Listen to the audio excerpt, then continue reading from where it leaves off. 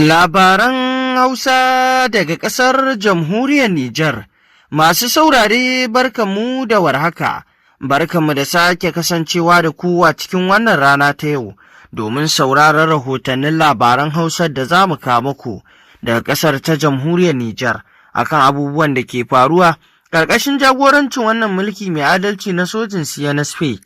inda za ku ji abubuwan da ke faruwa. A yau muna ranar Juma'a 22 ga watan Mayu na shekara ta 2026. Ga cikakkun rahotannin labaran namu kamar yadda muka tanadar muku. Mu soma rahotannin labaran namu daga fadar Firaminista Ali Muhammad Lamin Zan, inda Firaministan ya jagoranci buɗe wata babbar gada da aka buɗe ta Sagagoro, hanya mai lamba RN Benseng. Wannan buɗe gada an buɗe ta ne tare da halartar manya-manyan membobin gwamnati da ma membobin wato CNSP wanda suka zo wannan waje. Haka zalika da sauran al'ummar gari duka sun halarci wannan gagarumin taro na buɗe wannan gada. Hanya ita ce dai wato ke sada al'umma na birni zuwa ga ƙauye, na ƙauye kuma zuwa ga birni. Hanya ita ce hanyar da take bada wato damar mutum ya kai ziyara ga inda yake son ya je. Idan hanya ta kasance mai aminci, to tabbas za ka yi ziyararka ko kai tafiyarka cikin annashuwa da jin daɗi. Kuma haka zalika ta 'yan kasuwa sukan ji daɗi idan aka ce akwai hanya mai kyau saboda safarar kayayyaki. Shi ya sanya yake ƙunshe cikin burin shugaban ƙasa Janar Darme Abdurrahman Chani na gyaran hanyoyi da kuma wato gadoji, domin samar da wato hanya idan ta kyau komai ya tafi yadda ya kamata. Inda wannan hanya ta Sagagoro ta samu halartar manya-manyan baƙi, wanda Firaminista Ali Muhammad Lamin Zan shi ne wanda ya jagoranci buɗe wannan gada.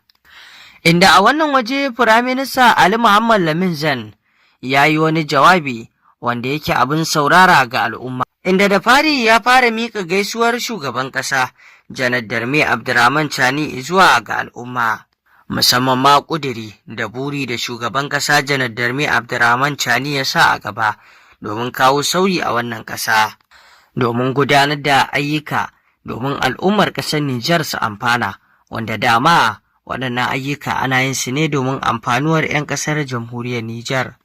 Haka zalika Firaminista Ali Lamin Zan ya bayyana cewa ba nan shugaban ƙasa Janar Darme Abdurrahman Chani ya tsaya ba. Ƙarin babban burinsa shine a samu walwala, duka 'yan ƙasar Jamhuriyar Nijar su samu walwala a cikin zukatansu da ma rayuwa.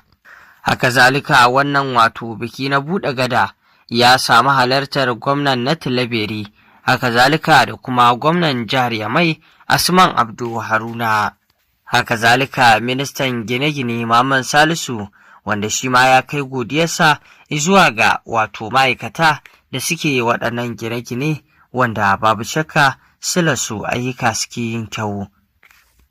Haka zalika idan muka tafi zuwa rahoto na gaba, a fadarsa dai Firaminista Ali Muhammad Lamin Zan ɗin, wannan banki na duniya sun kawo ziyara dangane da tattaunawa a kan irin ayyukan da za su gudanar a ƙasar ta Jamhuriyar Nijar, inda Firaminista Ali Muhammad Lamin Zan ya tarbe su cikin girmamawa da kuma karamci. Haka zalika bayan nan Firaminista Ali Muhammad Lamin Zan ya sake da jakadan nan na ƙasar Iran. Sun tattauna a dangane da alaƙar da ke tsakanin ƙasar Nijar da kuma ƙasar Iran, da kuma irin tallafin da ƙasar Iran ɗin ke kawo ƙasar Jamhuriyar Nijar tun daga wato fara mulkin soji. Haka zalika idan muka je rahoto na gaba kuwa za ku ji cewa Abdullahi Saidu, ministan kasuwancin nan, ya gana da 'yan kasuwa a dangane da wato irin yadda za su kawo gudunmawarsu ga wannan tafiyar ƙasa da ake ciki, domin ci gaba ya ƙara haɓaka a cikin ƙasar ta Nijar. Wannan taro nasu sun tattauna akan abubuwa da dama, wanda 'yan kasuwar za su kama domin kawo wa ƙasar Jamhuriyar Nijar ci gaba, musamman ma ta fuskar tsaro, wanda wannan tsaro shine babban al'amarin da wato zai kawo babban gagarumin sauyi a ƙasa, domin duk ƙasar da babu tsaro to fa tabbas babu wani abu da za a samu na ci gaba cikin ta. Dole sai an samar da tsaro komai zai tabbata, inda 'yan kasuwan na ƙasar Nijar a gaban ministan kasuwancin sun yi na'am tare da kawo shawarwarin da suka ɗauka domin ci gaban ƙasa.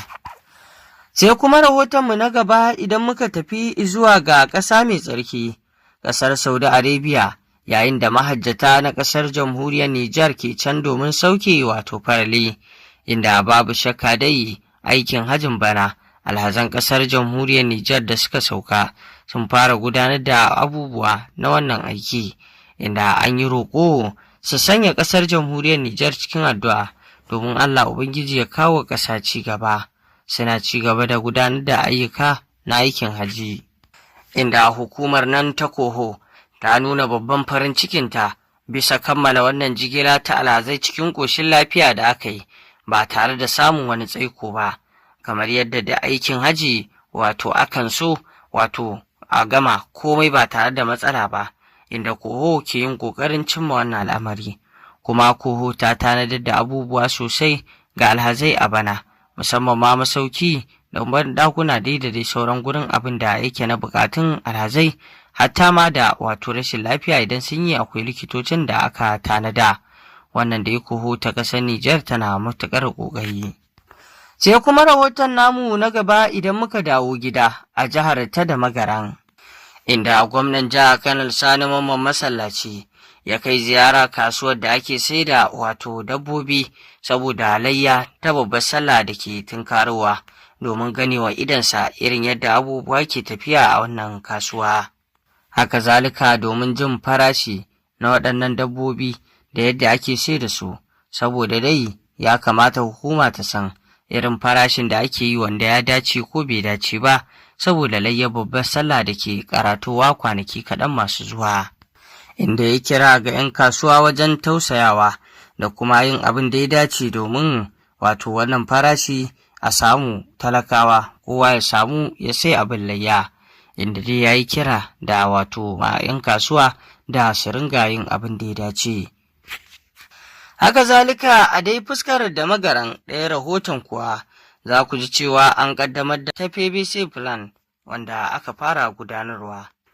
inda ɗalibai da dama suka zo domin zana wannan jarabawa, domin wato wannan jarabawa ce da ake kiranta ta wato zakaran gwajin dafi, wanda mata da yawa da kuma wato maza duka sun hallara,